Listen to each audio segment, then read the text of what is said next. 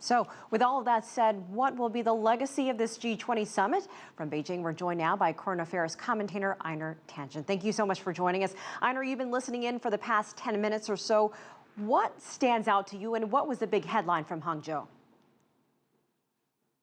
Well, I think there's trade, tariffs, taxation. Those are the kind of economic side of it. And then you have this kind of corruption, climate change, and then perspective and process.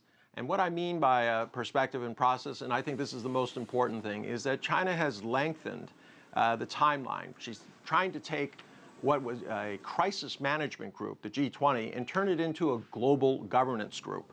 And you're starting to see this. There are very important meetings that were held on the sidelines, but there's a major difference in how China is proposing this body go about its work. It's much more inclusive.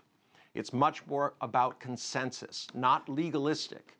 And when they start talking about all the talk about innovation and technology, I think people have to remember that this is linked to productivity, and that this is one of the keys not only to China getting out of the middle income trap, but for the rest of the world to develop a new juncture of economic prosperity.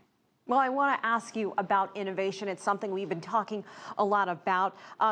There in the communique it says there's a path toward creating more and more better jobs, that we haven't always seen that.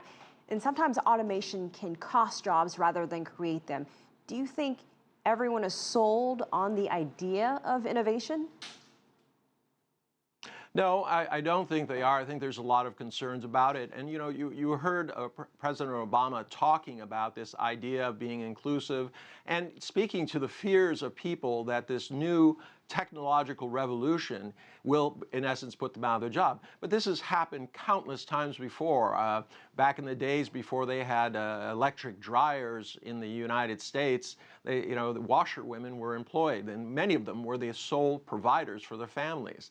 But what happened when the electric dryer and washing machines came in is that these people transitioned to other jobs. So this is kind of what happens. Change is inevitable. Our economies are dynamic, and we have to figure out ways in which the new economy will fit everybody involved. Up until now, we've seen inclusive growth framed as helping developing countries and poor people. And now, as our correspondent Hong Peng pointed out, women and youth were referenced 4 times in this communique. Is that a new dimension to what inclusive growth really means? Well, I don't think the sentiment is new. I think you can go through countless communiques and there's always a reference to women and children. The question is how you go about doing this. China is a little bit more unique in that the sense that they will put real funds, finance, behind their actions as they plan to do in Africa. This is trying to stimulate women in the workforce to drive, once again, this idea of productivity.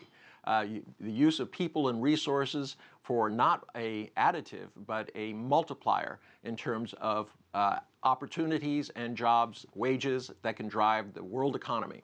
30 seconds left. How will the world change as a result of this summit in Hangzhou? Well, I think there's a new perspective out there. I think it's very clear that people are looking at what China is trying to do in terms of a leadership role. I think in this particular summit, there were a lot of sideline issues, and I think people should put those out of their mind and concentrate on the main issue, which is how is the world going to go forward economically, and what kind of plan and process should they use? Should it be a legalistic one, or should it be a consensus-driven? All right, Einar Tangen, thank you so much. Appreciate your insight from Beijing.